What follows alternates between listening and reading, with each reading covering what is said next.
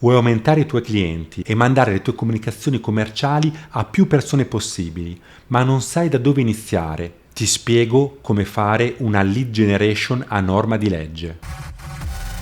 Ti trovi in questo momento in una situazione molto difficile, perché da un lato vorresti poter aumentare la tua base di contatti per poter mandare la tua newsletter a più persone possibili, dall'altro però vorresti fare le cose correttamente a norma di legge mantenendo il tuo posto di lavoro. Non sai se puoi andare a prendere i nominativi dai siti web, se puoi comprare dei database.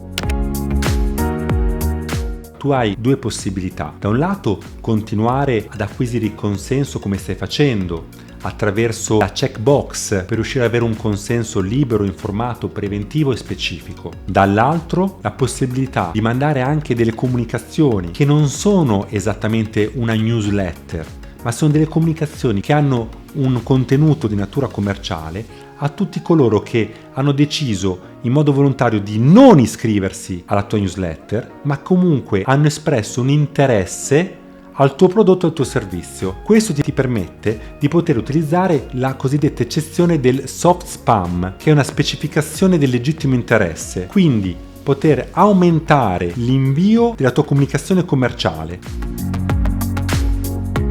In questo panorama, con questo setting del tuo CRM, del tuo sistema di gestione dei contatti, è possibile fare una serie di attività che sono molto importanti, lato privacy, lato GDPR compliance, ma anche lato marketing, proprio perché ti permettono in qualche modo di raggiungere più persone possibili. Ovviamente non puoi farlo solo dal punto di vista tecnico, ti serve dare come prima cosa un'informativa in cui vai a individuare esattamente l'utilizzo del legittimo interesse come base giuridica di contatto.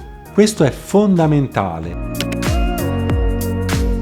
Devi avere un sistema pronto, efficace per poter gestire qualunque tipo di istanza degli interessati, qualcuno che dovesse alzare la mano e dire: io non voglio ricevere questo tipo di comunicazioni, non ho più interesse in questo tipo di prodotto, in questo tipo di servizio, o io mi voglio cancellare dalla newsletter. Perché un fatto è se ricevete una comunicazione commerciale con scritto ricevila presente perché sei iscritto alla newsletter. Un fatto è se ricevi una comunicazione commerciale dove è scritto ricevila presente perché è manifestato un interesse a un prodotto o un servizio simile. C'è una differenza enorme da questo punto di vista.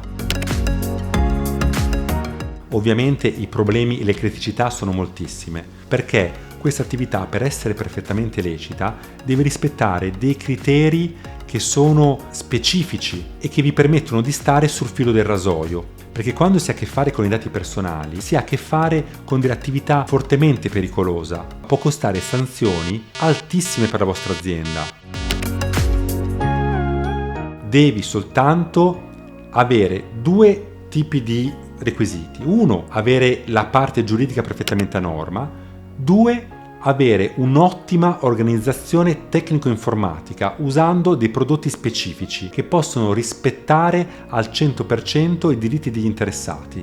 Se ti interessa questo argomento, fammi sapere cosa ne pensi. Come stai facendo tu la lead generation?